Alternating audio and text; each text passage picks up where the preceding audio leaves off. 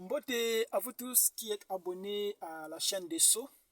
C'est Brogui. Je suis heureux ce soir de me mettre devant cette petite caméra pour vous entretenir de nouveau. Voilà, je suis très heureux également de savoir que vous êtes nombreux à pouvoir me suivre. Comme je ne cesse de le dire, je crois que lorsque les sceaux sont révélés, parce que nous faisons l'apologie des sceaux, vous voyez.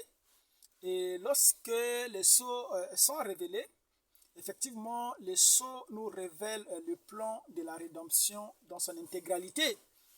Pourquoi? Parce que vous savez que dans toute chose que nous faisons, nous devrions partir sur la base d'un plan.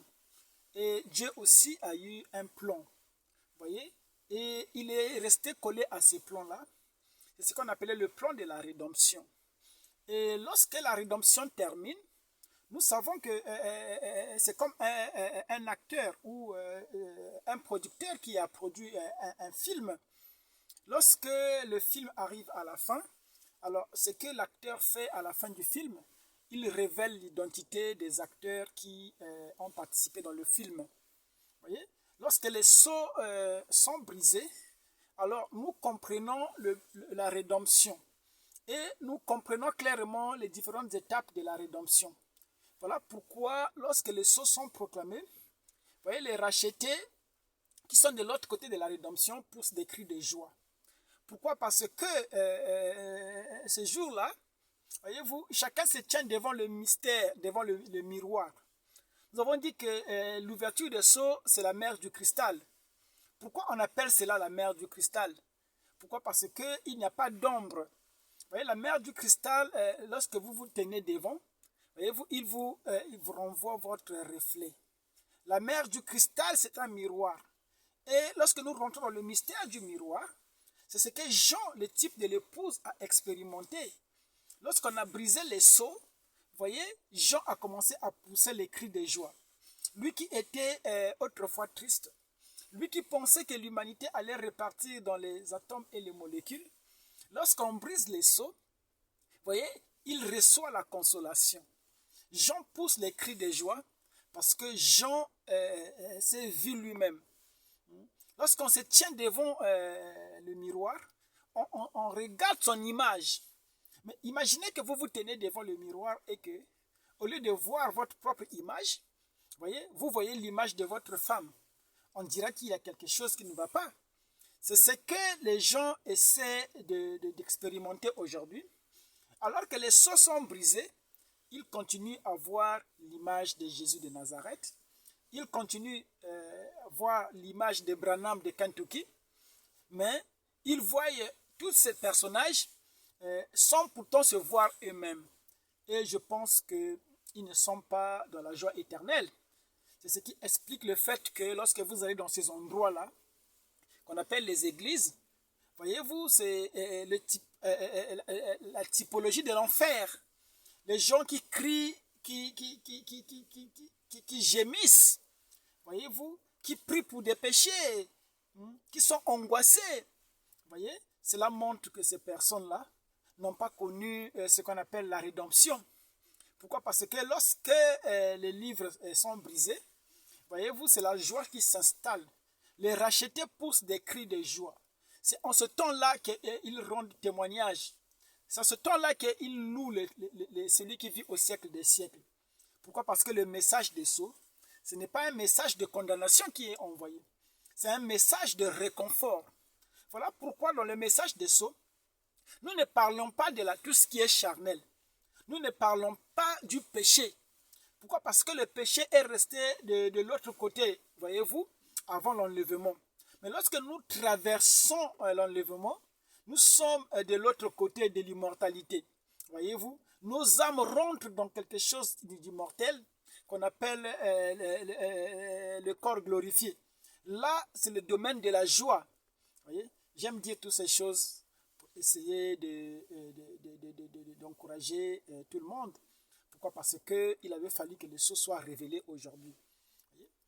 Alors, j'aimerais, ce soir, je ne vais pas reprendre le sujet que nous avons initié dernièrement, Comme vous le savez, nous parlions d'un petit sujet qu'on nous avons intitulé le mystère de la réincarnation d'après les sceaux, pour montrer effectivement que lorsque les trônes sont installés, ou lorsque nous rentrons dans cette dispensation qu'on appelle le jugement, je vous avais dit qu'il y avait 3 dispensations. Il y avait la dispensation de la loi avec Moïse, qui correspondait au premier exode. Dans le premier exode, vous voyez, comme nous l'avions dit dernièrement, il s'agissait de réalités qui étaient physiques, littérales. Vous voyez, l'exode était un voyage littéral où le peuple partait d'un pays qu'on appelait l'Égypte pour un autre qu'on appelait Canaan. Vous voyez, la terre promise. Et le voyage se faisait de façon naturelle. Vous voyez, c'était ça le premier exode qui rentrait dans la dispensation de la loi, où Dieu interagissait avec son peuple de façon charnelle, de façon physique. Vous voyez? Et lorsque nous quittons cette dispensation, nous rentrons également dans une nouvelle dispensation avec Jésus, qu'on appelait la dispensation de l'Esprit. Alors, le travail de Jésus était de convertir ce qui était charnel pour le rendre spirituel. Voilà pourquoi, lorsque Jésus regardait la loi de Moïse, vous voyez, Jésus interprétait la loi de Moïse, il l'a résumée en 2 commandements. Tu aimeras le Seigneur ton Dieu et tu aimeras ton prochain toi-même. Voyez-vous, c'était une synthèse qu'il avait fait de la loi de Moïse pour montrer la conversion dans des réalités qui sont spirituelles. Voyez? Et lorsqu'il regarda l'adultère, voyez-vous, il donna son équivalent dans le monde spirituel. L'adultère était devenu la convoitise. La convoitise n'est rien d'autre que l'adultère, mais de façon spirituelle. Pourquoi? Parce que Jésus avait instauré effectivement le monde spirituel. Voyez? Tout ce qui se faisait, ça devrait concerner l'esprit. Or, le voyage ne devait pas s'arrêter seulement au niveau de l'esprit, parce que nous savons qu'il y a eu 3 dispensations. Voyez? Il y a eu 3 sphères. Il y avait la chair, l'esprit, et il y avait aussi le Saint des Saints qu'on appelle l'âme. Dans la dispensation de l'âme, vous savez, c'est les 2 tiers qui sont reniés. C'est le mystère de la fusée, non?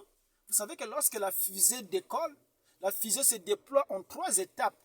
Une partie tombe qu'on appelle la chair, une autre partie l'esprit, voyez, et la partie qui rentre sur la capsule, qui est le dernier élément, ce qu'on appelle l'âme. C'est pourquoi aujourd'hui, lorsque vous rentrez dans le mystère des sceaux, ce n'est pas la chair qui est convoquée, ni votre esprit, parce que la chair et l'esprit sont mortels. Mais votre âme, c'est ça la substance éternelle. Voyez? On s'adresse aujourd'hui à l'âme. Car vous savez que Jésus était clair dans son langage. Il disait que l'âme qui pêche, c'est celle-là qui mourra. Parce que le péché, c'est une affaire de l'âme. Le corps ne pêche pas. Voyez-vous? Parce que ce n'est pas ce qui entre qui suit l'homme, mais c'est ce qui sort. Or, la bouche parle par l'abondance du cœur. Et là, nous touchons déjà le monde de l'âme. Voyez? Alors, je dis toutes ces choses-là pour poser un petit fondement. Comme vous le savez, c'est mon style. J'aime bien partir de façon dispersée pour essayer d'introduire mon sujet. Voyez? Nous savons que Dieu, lorsqu'il traite avec le peuple d'Israël, Dieu part sur la base d'un plan. Le plan, c'est ce qu'on appelait les 70 semaines de Daniel, qu'il avait donné à son serviteur Daniel. Parce que Daniel languissait, Daniel avait lu les livres des prophètes et Jérémie, Daniel avait compris qu'il était arrivé au temps où Dieu devait visiter le peuple. Et il était rentré dans une certaine atmosphère de prière. Il cherchait la face de Dieu. Et c'est en cela que Dieu est venu se révéler en Daniel. Parce que vous savez que la profondeur appelle une profondeur. Voyez? Pour que Dieu se révèle en vous, vous devriez avoir la profondeur. Voyez-vous? Le but qui prouve effectivement que vous êtes des dieux, C'est parce que vous aviez en vous cette profondeur. Cette profondeur qui a été retrouvée en Marilyn Monroe, alors que les journaux annonçaient qu'elle était morte, qu'elle s'était suicidée dans sa chambre. Voyez-vous? Et lorsque l'aigle, le grand aigle a vu, voyez, elle dit qu'elle avait une profondeur. Son âme commençait à se lever vers Dieu. Son âme cherchait Dieu et qu'elle est morte par crise cardiaque. Voyez? Donc, il y a une profondeur en vous qui doit appeler la profondeur. Donc, je disais que lorsque Dieu se révèle en Daniel, il lui donne le plan, voyez-vous, pour son peuple. Le plan pour son peuple, c'est ce qu'on appelait les 70 semaines de Daniel. Or, les 70 semaines de Daniel, il n'y avait pas les ngoï à l'intérieur. On appelle ngoï les peuples qui ne sont ni juifs ni israélites. Voyez-vous? C'est-à-dire ce qu'on appelait les païens, les nations. Les ngoï ne figuraient pas dans les 70 semaines de Daniel. Cela était donné pour Daniel et pour son peuple. Voyez? Et il faut comprendre les 70 semaines pour essayer d'avoir une vue globale du plan de la rédemption. Nous avons examiné les 70 semaines de Daniel jusqu'à ce que nous tombions au temps messianique. Pourquoi? Parce qu'il a été donné au Messie de terminer, si vous voulez, la dernière semaine des 70 semaines de Daniel était réservée au Messie. C'était le Messie qui devrait exercer pendant la dernière semaine. C'était pour la visitation du Messie. Mais rappelez-vous que lorsque le Messie est venu, comme nous l'avions dit dernièrement, le Messie a exercé pendant 3 ans et demi. Il n'avait pas accompli les 70 semaines de Daniel dans la 7e semaine dans son intégralité. Il avait coupé la semaine au milieu. C'est pourquoi ce jour-là, lorsque c'était né là, et que le sacrificateur ou le prêtre lui a donné le livre, le rouleau, il a lu une partie de l'écriture concernant Ésaïe. Il dit que l'esprit m'a oint, voyez, pour proclamer l'année de grâce, afin que les malades soient guéris. Et voyez-vous, il devrait aussi introduire une année de liberté et de vengeance. Mais il s'était arrêté au milieu de l'écriture, parce que cela identifiait ce que lui, le Messie, devrait accomplir. Et nous savons que ce que le Messie devait accomplir, c'était ça, introduire l'année de grâce. C'est dans ce sens-là que Jésus était le rachat. Voyez? Pourquoi? Parce que la rédemption comportait 2 volets. Comme vous le savez, c'était le rachat et la réclamation. Au milieu de la semaine, il fut retranché. Donc, pour les Juifs, voyez-vous, parce que lorsque nous parlons des Israélites, eux, ils sont régis par les 70 semaines de Daniel. C'est leur temps de visitation. Voyez-vous, toute l'action de Dieu concernant Israël se résumait dans les 70 semaines de Daniel. Voyez? Et lorsque le Messie fut retranché au milieu de la semaine, il leur restait la moitié de la semaine, prophétiquement que Branham appelait, et que la Bible appelait, un temps, des temps et la moitié d'un temps. Ce qui équivaut à ce qu'on appelle les 3 ans et demi qui restaient. Or, les 3 ans et demi qui restaient, ça devrait entrer en vigueur, voyez-vous, au temps de la fin. Cela concernait la visitation de Dieu envers son peuple. Nous disons ces choses-là pour préciser la vision, suite aux questions qui nous parviennent. Voyez? Pourquoi? Parce que les gens n'arrivent pas à comprendre pourquoi aujourd'hui nous insistons sur Israël. Voyez-vous? Nous insistons sur la dispensation d'Israël. Voyez?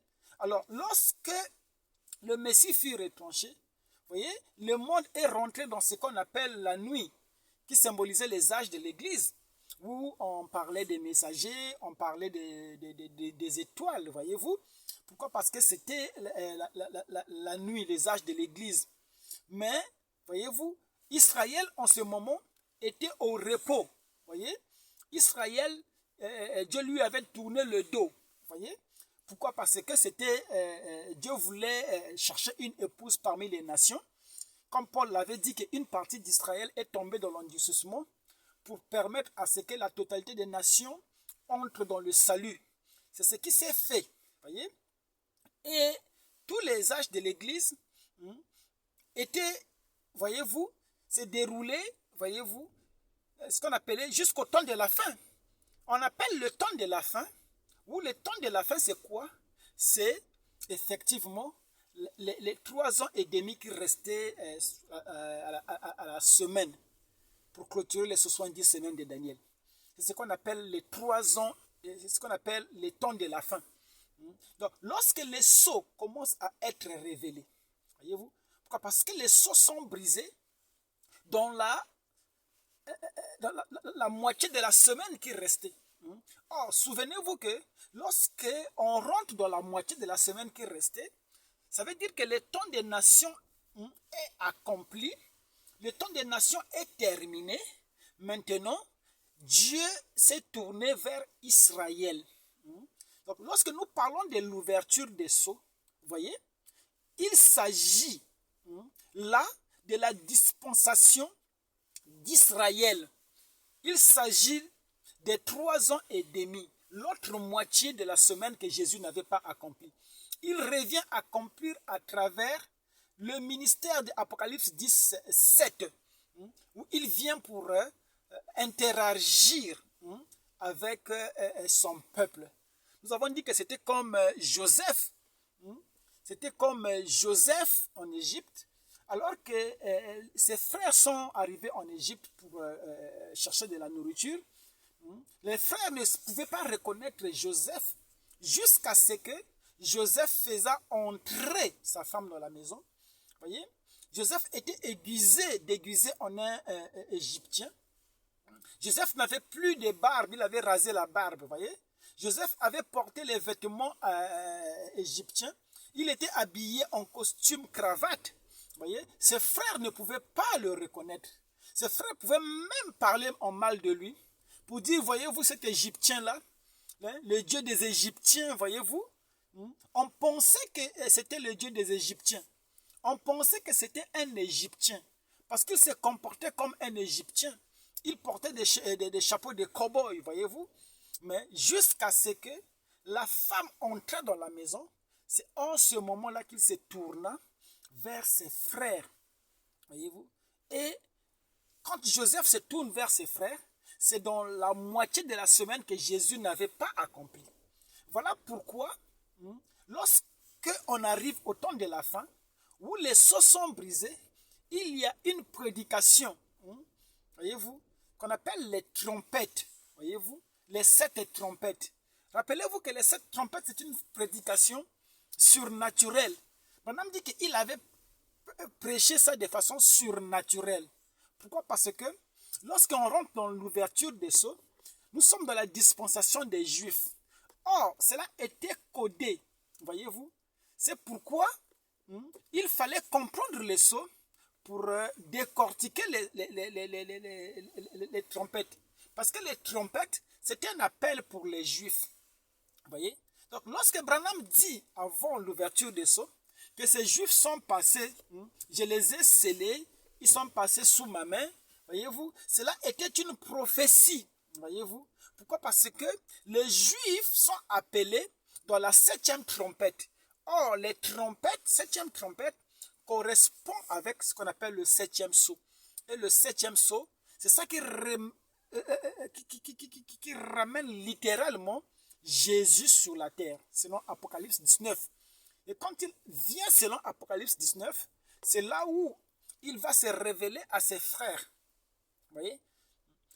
Où on lui pose la question, mais d'où te viennent ces blessures? Voyez-vous? D'où te viennent ces cicatrices que tu as entre tes mains? Il dit que c'est dans la maison de mes frères. Voyez? Jésus se révèle à ses frères à travers, voyez-vous, c'est un signe, voyez-vous, pour leur faire quitter l'amnésie pour l'omniscience. C'est ça le message que nous parlons aujourd'hui. Lorsque nous parlons des sceaux, l'insistance est sur Israël.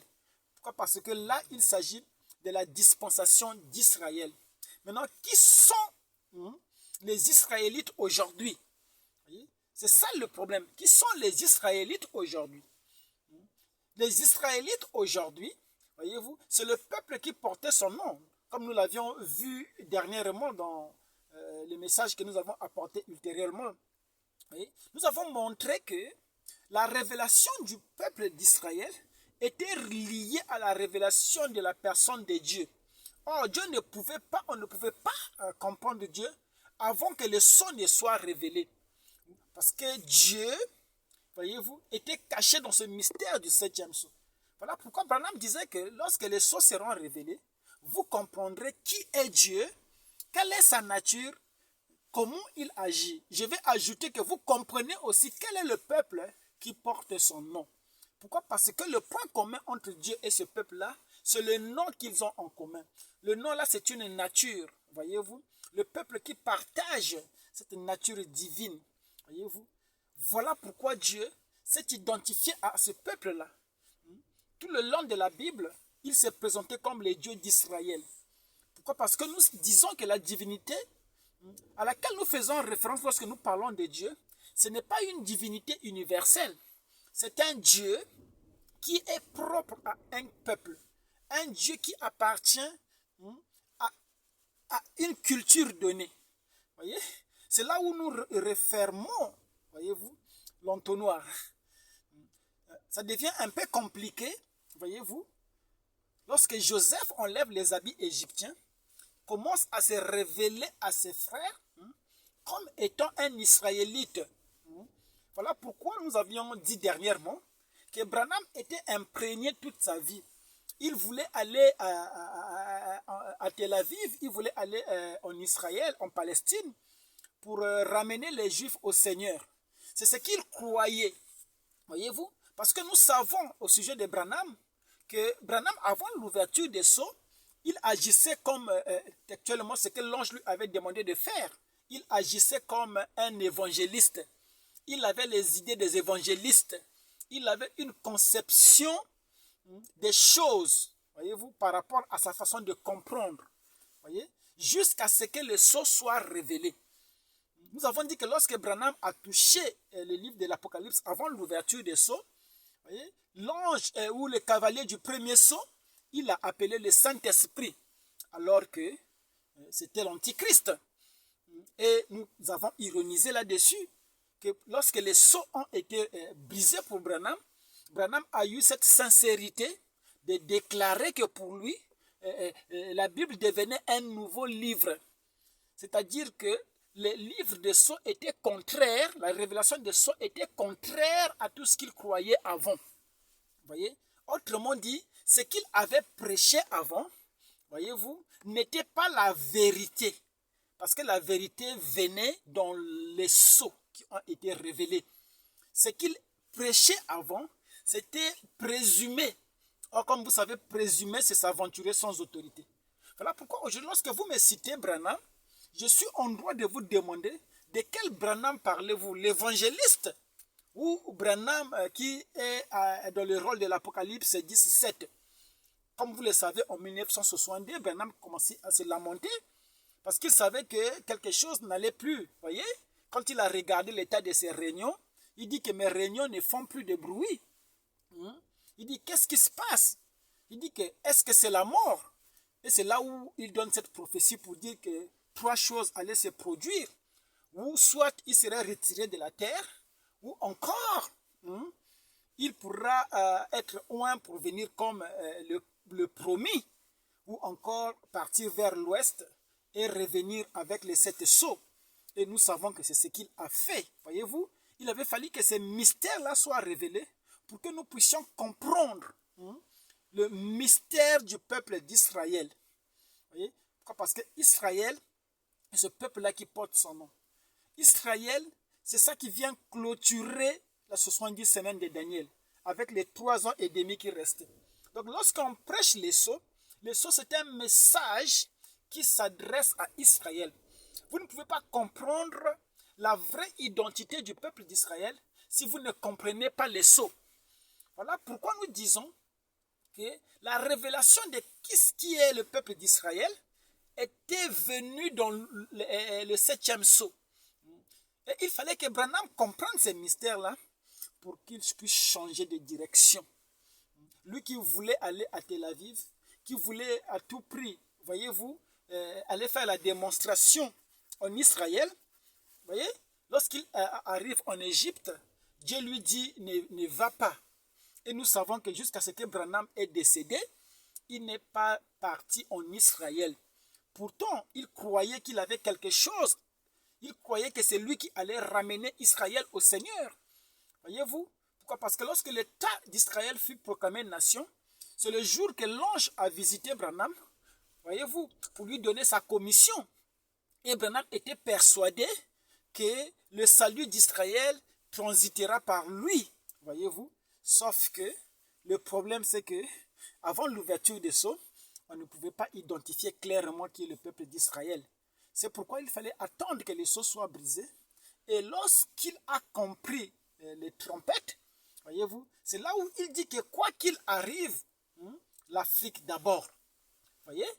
Et nous avons expliqué ce mystère dans la vision qu'il a eu en Afrique du Sud, de l'Afrique du Sud. Voyez-vous, de Durban, où Branham se tenait au nord, regardait vers le sud, il y avait une réunion des gens qui louaient Dieu, voyez-vous, et ces gens commençaient à se lever et disparaître vers l'ouest. Et après, Branham observa un autre groupe de personnes qui louaient Dieu. Et effectivement, Branham s'est posé la question, étaient-ils tous des blancs? Et il a regardé pour voir, il dit qu'il s'agissait de la grande race noire. Voyez-vous, un peuple beau qui louait Dieu. Il y avait le bruit de la dynamo parmi eux. Il dit que l'ange du Seigneur était avec eux. Mais Branham n'était pas partisan de cette réunion. Voyez-vous, Branham regardait la réunion de loin. Voyez, c'est ça qui nous, aujourd'hui, nous donne le droit de penser que le peuple de la promesse, le peuple d'Israël dont il est question de la Bible, il ne s'agit pas des Khazars qui sont assis en Palestine. Il ne s'agit pas de Netanyahou et son peuple. Ce peuple-là, c'est le peuple qui était dispersé au-delà des fleuves de Couche, qui sont les peuples les Bantous. Nous n'avons pas la prétention de faire de tous les Noirs des Israélites. Non. Nous savons que tous les peuples de la Bible étaient des Noirs. Mais parmi ces peuples de couleur noire, il y avait un peuple qu'on appelle Israël, qui était un peuple qui avait été choisi, voyez-vous, pour porter le flambeau ou pour porter les oracles de l'Éternel. C'est de ce peuple-là que nous parlons. Ce peuple-là avait une loi spécifique qui avait été donnée à ce peuple, qu'on appelle la loi de Moïse. Donc ce ne sont pas tous les Africains, ce ne sont pas tous les Noirs qui sont les Israélites. Non, voyez-vous. Mais parmi les Noirs, il y a un peuple qu'on appelle le peuple Bantou, le peuple israélite et les Congo. Voyez? En tout cas, c'est une petite mise au point que je voulais faire aujourd'hui. Je n'ai pas voulu aborder un sujet particulier parce que tout ce que je viens de dire avait été déjà dit. Mais je viens juste faire une mise au point pour essayer d'éclaircir suite aux différentes questions que les gens me posent ou des inquiétudes que les gens manifestent par rapport à ce que nous parlons aujourd'hui. Merci d'avoir suivi, c'était Bourgui. Shalom.